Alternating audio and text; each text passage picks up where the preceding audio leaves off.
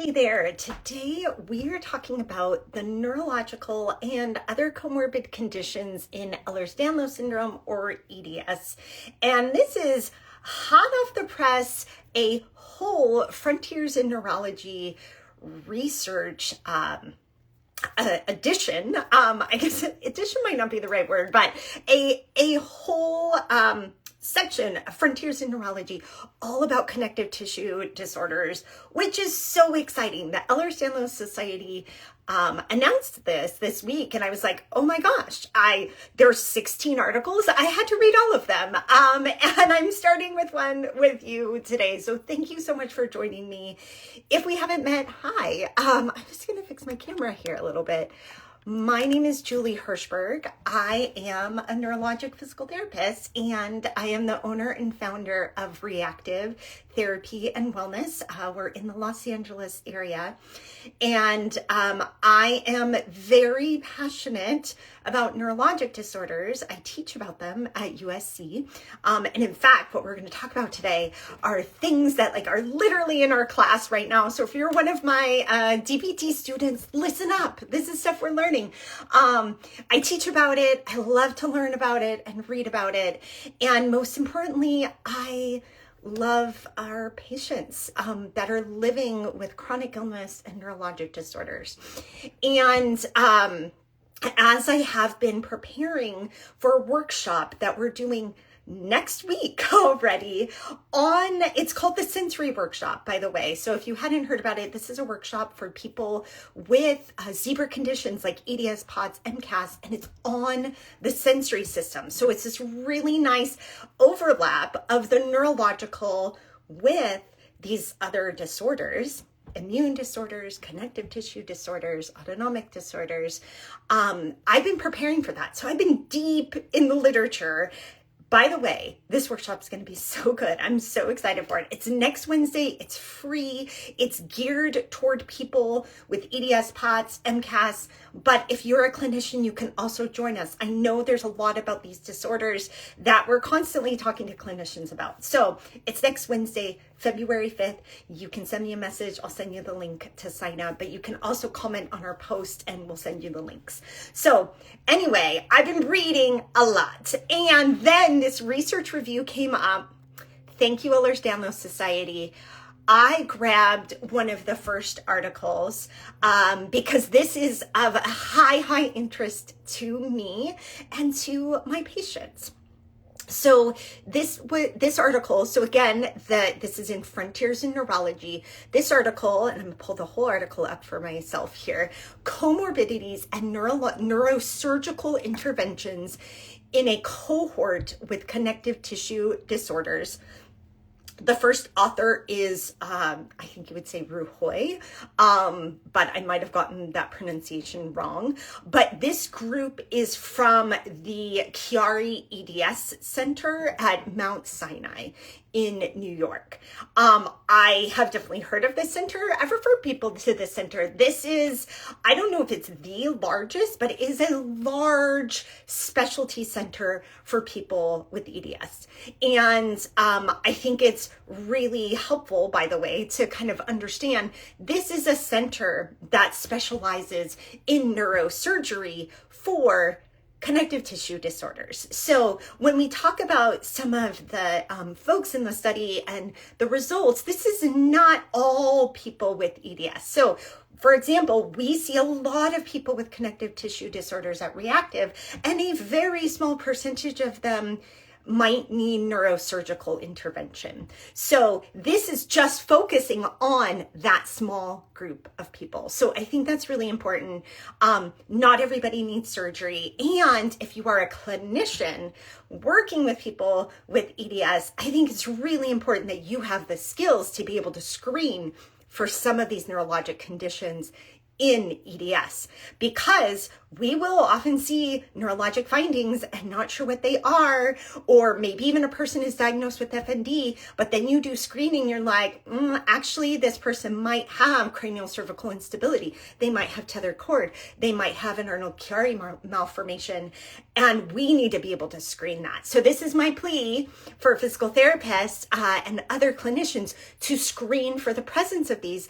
These are not widespread. These are not things that everybody has, but if somebody has a connective tissue disorder and neurologic symptoms, we should be screening. So that is one of my big take homes. And all of my students that I teach a class on neuropathology. They know that I really harp on screening and not just taking things at face value, right? So, but let's dive into this article. I'm really excited to share this with you. So I like to start and just kind of give you little highlights from the article, like why did they do this study? So one of the things that we know for these zebra conditions is that they were once thought very rare and are actually not. And so they start in the introduction. This is an important study because the prevalence of EDS might be as high as 1 in 500 people.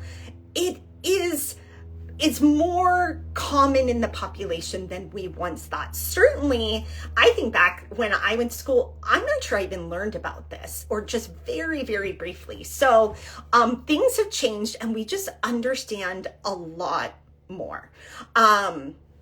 Also, they talk about hypermobile EDS being the most common variant of all the EDS pathologies. So by the way, in the study, they were looking at connective tissue diseases in general, but it was hEDS, hypermobile EDS, is the most common one that they also saw in this neurosurgical center. Now, we also know because EDS and hypermobile EDS leads to hypermobility and to other connective tissues being affected, that it can cause other disorders, neurologic disorders, for example. And we also know that it can co-occur with other things like POTS, postural orthostatic tachycardic syndrome, and MCAS, a mast cell activation disorder, or mast cell activation syndrome. And these have been documented, but when we get to the results, they really confirmed the overlaps of these disorders. It's very common to have these three together. So they looked at folks and they broke them down into the different types of connective tissue disorders, again, with hypermobile EDS being the most common.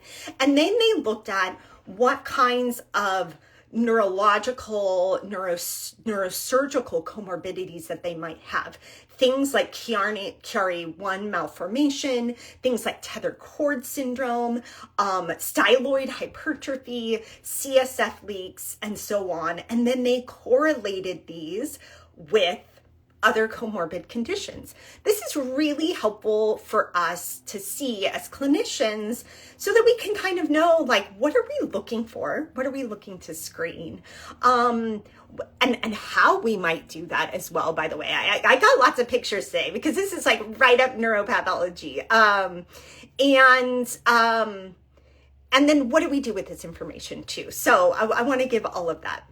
So what did they do? They retrospectively looked at data from, I believe it was 8 years, and they took everybody who had a connective tissue disorder. Again, most often hEDS, but they also have people with Marfan syndrome, Sjogren's syndrome, Stickler syndrome, lupus, and any hypermobility spectrum diagnoses. So I think that's really helpful. They went really broad. Now, I always like to show you who was included in the study. So I'm going to, this table is tiny, I think, for you to be able to see. But again, this, let me tell you, every time I share, if I can, I'm going to share with you a article that is free, full text available. And that means you can go and download it. You can read it yourself. And every week when I put out our newsletter with all of our videos and resources, I'm going to send the links. And I actually have a link to all 16 articles from this Frontiers in Neurology journal, and you can peruse those yourself, but it will include a link to this particular article. So this table shows all of the diagnoses of the whole cohort and the subgroups. And so if you look along the left-hand side, it says diagnoses. So there were 717 people. If you go to the right, 460 of those had hypermobile EDS. And then 250 of those were unaffected. There were 7 that did not have EDS. They had any other connective tissue disorder. And then the last 2 categories are if they had a Chiari Malformation 1 or EDS and Chiari Malformation 1.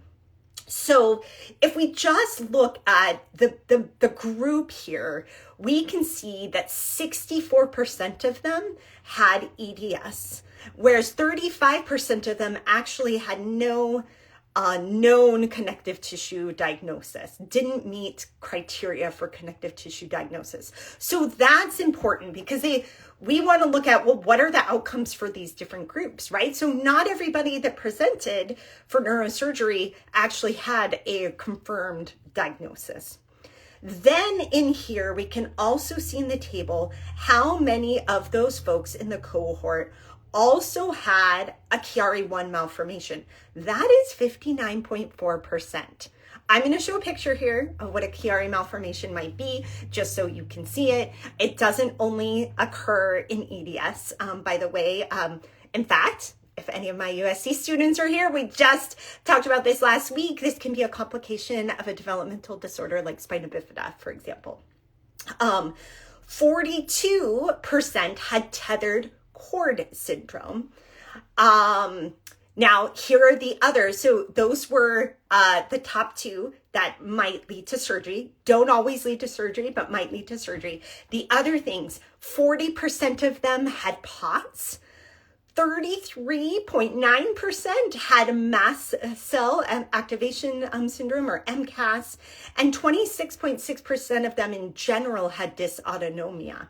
Some other things that I think are important, this comes up a lot for when we're screening people as well. 22% had ME/CFS as well. So again, as a clinician, you should be thinking, these are things you should screen in a person, right? Now, note here, this is not all the people with EDS in the world, they have these things. This is in a cohort of people that are referred for neurosurgery. This is not everyone. So I would say the acuity, maybe the amount of comorbid conditions are going to be higher in this population, because that is really important. Great question. Hypermobile Chiro. Hey, did they talk about how they diagnosed MCAS, or whether they already had it diagnosed going into the study? I believe, so I'm going to go back here because I believe that these were people already diagnosed, but now I want to find that. I highlighted the heck out of this article, and that can leave you searching for many things. They did talk about if the person wasn't diagnosed with EDS, they would go ahead and go through the diagnostic criteria and diagnose them if that is appropriate. But looking at this, I might have to come back to that answer, because from what I understood in this, because a lot of these folks ended up getting diagnosed with Chiari Malformation 1, or tethered cord. Those were not previous diagnoses. My understanding is that the same would happen also with MCAS. And so that if they weren't diagnosed but met the diagnostic criteria, they might also get diagnosed. But I'm not 100% sure on that. So I'll come back to that question. I might even answer it later if my quickly scanning eyes while I'm doing this video is not going to get there. But it's a great question. And, something that comes up a lot for us is it can be kind of hard to get diagnosed with mast cell activation syndrome. You might be having a week with no response and nothing shows up in your blood work. And not every allergist in your neighborhood is going to be really familiar with it. And some people kind of poo-poo it even. So my experience with this clinically is that it does really pay to have a specialist, and not everybody has access to that, right? So I know for us, like, we have this growing referral list that we use internally at re+active, where we have worked with really great specialists. And certainly this particular center is a specialty center. And Erin Hoffman, I see your comment here. I would love the link to the article if possible. Yes, so I'm sending out the links in our newsletter. It is in Frontiers Neurology, just published this one January 22nd, like super hot off the press, 2025. So great question there. So going back, and I do know, by the way, that they put in here how they diagnose EDS, and I'm not seeing if they did that in MCAS. So it's a really good question. And finally, to just hit back on that question because it was so good. One of the things, for example, that we find in our population is folks may have a diagnosis, right? So maybe they come in for our F&D program and they also identify that they have POTS, but there's another whole part of our population that they haven't been diagnosed, but we see them and they meet the criteria. So then they get a subsequent diagnosis of POTS, right? So we'll refer them to get that diagnosis. So I am not sure in this population how many were actually already diagnosed versus how many discovered further diagnoses as they had the workup here. Now, remember, this is a neurosurgery center, so not an allergy immune center. So I'm not sure, and I don't work for this center, but I'm sure they are excellent at screening for MCAS. I'm not sure if they're doing the diagnostic process. So lots of good questions there. But essentially, this is the group, right? So this is the group that they described. Now, I want to show you a really cool graph here. So let me choose another one. I think it's this one.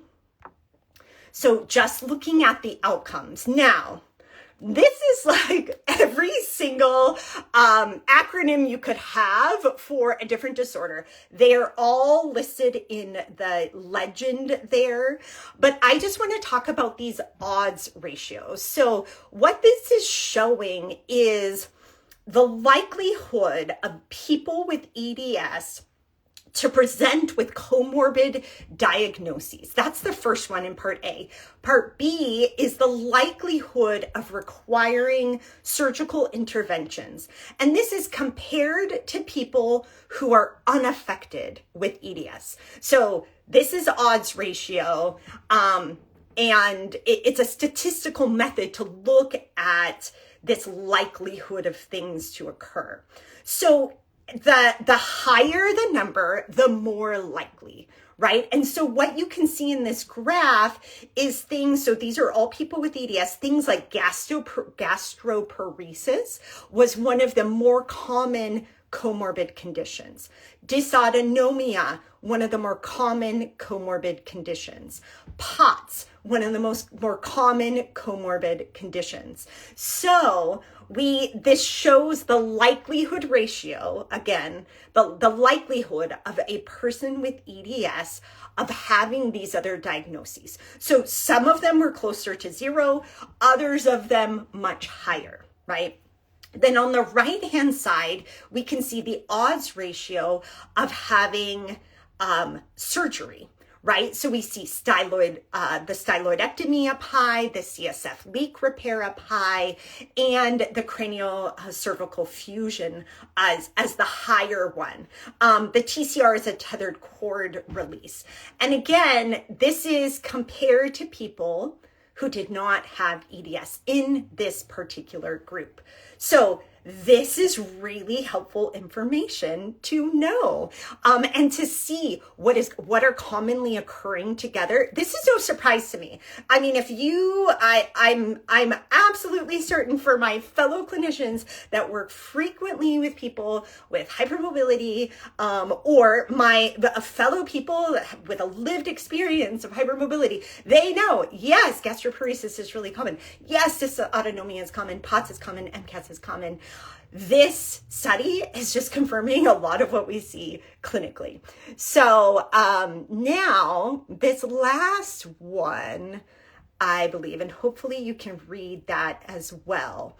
This one, I want to make sure I'm pulling up there were several graphs in here that I loved. This one I thought was just the most simple, but because it was just looking at the intersections of people with hypermobile EDS, POTS, and MCAD. So what you'll see is each column on here is an intersection. So the very first column is all of the people with EDS. The second is look at all of the people. So I believe there were, if we go up to that first table, how many people were there again? Let me just look up at that table. All the numbers are coming together. There were 460 people with EDS. Okay, so coming back down here, we had, in that first column, 177 of them with just EDS. 159 of them with all three, this triad of EDS, POTS, MCAD. 80 of them with EDS and POTS, and then 44 of them with EDS and MCAD, no POTS, 28 of them with just MCAD and POTS, 24 that were just POTS, and 12 that were just MCAS. Now, it makes sense to me that we would have in a neurosurgical center less people that just have POTS or just have MCAD or have just POTS and MCAD, right? Because they're not usually coming for neurosurgical intervention.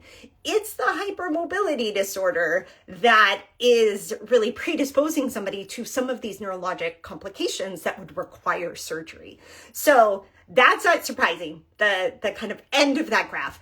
And honestly, the beginning of the graph, not surprising. This is what we see clinically all of the time. And in fact, I would say what we typically see at reactive is a person is referred maybe for EDS and POTS, maybe they're referred for a functional neurologic disorder, but they actually have EDS, POTS, and then we're screening for MCAS and also referring them for a diagnosis and treatment of that as well. This is really quite similar to what we see clinically. And for all my other clinicians out there, I'm curious if this is what you're seeing too, this triad. And what is important is that not all of the pieces get picked up. And I, as a physical therapist, do not provide a diagnosis, but I do a really good job of screening and referring people to get the proper diagnosis and to be empowered with knowledge, to go to a referring physician and get diagnosis and treatment. That is so very important. Now, I wanted to, just for all my other fellow neuro nerds here, I'm going to actually grab a picture and a couple of pictures, and I'm grab my brain model for you all. Sorry, I meant to have it like right here, but just because this is what we're doing in neuropathology right now. But I think it's important to talk about why people might be referred for surgical intervention. Okay, and yeah, so the hypermobile chiro is also saying 100%, I think that MCAD should be higher. I think so too. I think it's not I don't think, I mean, to be honest, I think it's missed. It's not recognized. And I don't think we have enough physicians that are recognizing, diagnosing, and treating it. I feel like I find that a lot of folks are kind of going to the same small group of physicians, which are really hard to get into. And those physicians are great, but I think we need more knowledge out there, and we need more help for people with MCAS. And the same goes for a lot of these disorders. You know, I think this particular study didn't look at the coexistence of functional neurologic disorders, because you wouldn't be referred for neurosurgery for that. But a lot of people also aren't recognizing and treating that either. So we got a lot of work to do, which is why I'm here, because I want to spread the word. So I wanted to talk, because this is like right out of where we are in neuropathology right now at USC, but Chiari malformation. So this was, this particular picture shows kind of typical brain sitting in the cranium, where you have this really nice hole, the foramen magnum, where your brainstem connects to your spinal cord. It sits in this bottom part of the skull, the posterior fossa, right back there. And that keeps your cerebellum and your brainstem kind of up above the hole, the spinal cord coming down. And what can occur in a Chiari I malformation is that parts of the brainstem or the cerebellum are actually kind of invaginating or coming down through that foramen magnum. This can occur for a variety of reasons. So as I mentioned, we were talking in neuropathology at USC, this can occur as a complication of spina bifida. It can occur developmentally.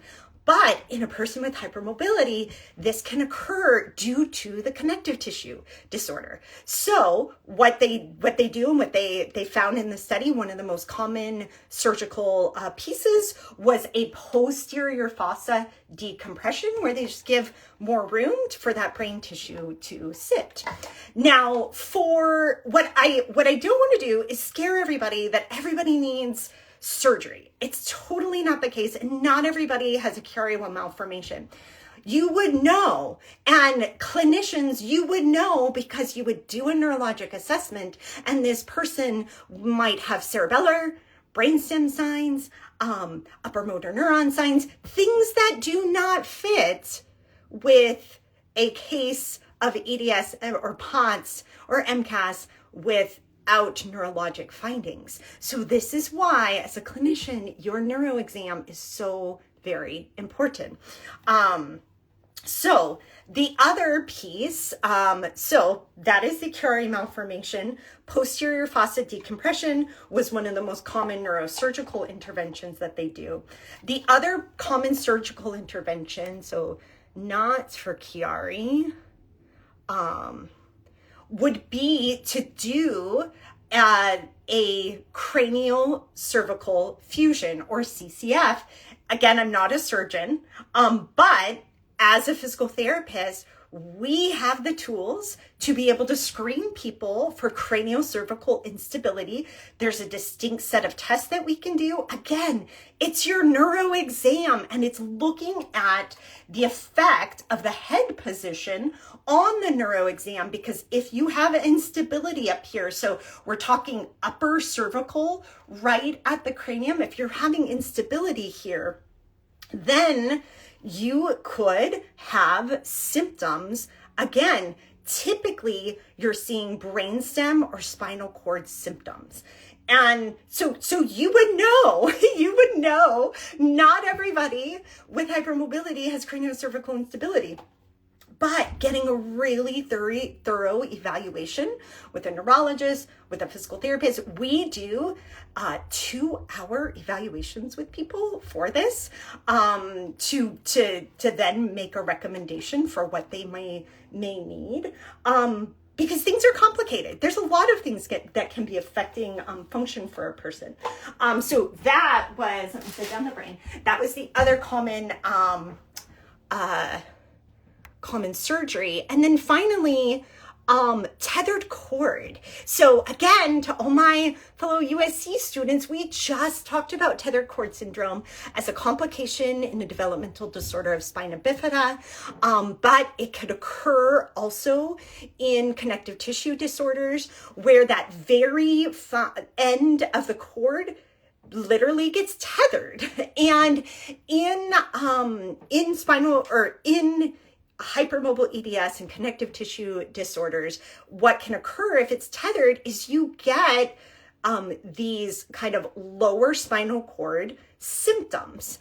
So these can be just like you would see in a conus medullaris or nerve root condition. So again, I'm kind of speaking to my clinicians here, but you would know if somebody has tethered cord, they would have these distinct signs and symptoms.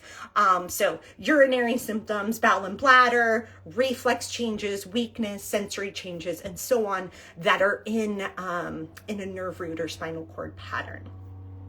We can screen for these things, and it's important that we do, particularly if somebody's having neurologic symptoms. So here's where I really want to get to what is important here. And this is kind of my soapbox, I would say. One is, let me give you, these are for my fellow clinicians, right? One, we must screen for neurologic issues in EDS, POTS, MCAS, and we must screen for the presence of these disorders with each other. Now, not in this study, but I've talked about it before, other things we should look for: autism spectrum disorders, ADHD, and functional neurologic disorders. We also know that those coexist with these disorders. We've got to refer if needed. So do a really thorough screen and refer.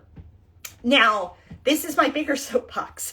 When a person has any kind of disorder in the body, we should be screening the neurologic system. The brain is always connected to the body, and there's only one brain. And we should be screening these things. We cannot treat joint hypermobility as just a joint issue, is really what I'm trying to say. I am so very passionate about this. Joints and their receptors communicate to the brain about where you are in space. And if somebody is feeling really off and not like themselves and low on energy and having brain fog, it might be coming from the joint, but it is definitely affecting their brain. And we have to look at the entire picture together. We cannot ignore the neurologic symptom. I just got an amen. I know I feel like I'm preaching. I'm so sorry. I'm even getting hot about this. Like this, I'm so passionate about this because these things are missed. And then people are spent doing exercises or lifting weights or trying kind of standard orthopedic things and they're getting worse and not better when they could be living a really full and thriving life when they're addressing all of the pieces together. Okay, I will try to not be so preachy, but that's my truth. And Sylvia, thank you. That is my truth.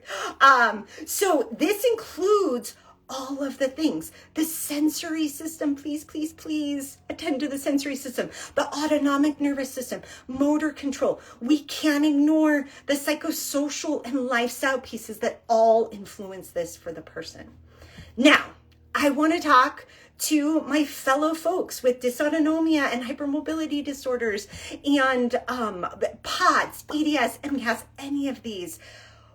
One thing I think that is so important is to find professionals that get it. Like, I read this study and I was like, these people get it, right? This is a specialty center and they get it. Those people might be people with lived experience. I've got to say, the people I encounter in the healthcare world that have lived experience with chronic disease, they are just the most, to me, the highest level of wisdom because they've lived it, they've studied it, they've done it, and they're going to fight for you. Now, that doesn't mean that folks that haven't lived it don't know anything. There certainly are really great professionals that are extensively trained and dedicated to growing and understanding the science of these disorders. The Ehlers-Danlos Society has this great network. It's called the CORE network. It's like these centers of excellence. Reactive PT is one of those, but there are many, and I keep seeing new ones pop up. Many folks that are dedicated to this. Find your people to help you because you are going to get better faster, and you're going to have so many tools to live well, live long, and thrive with a chronic condition.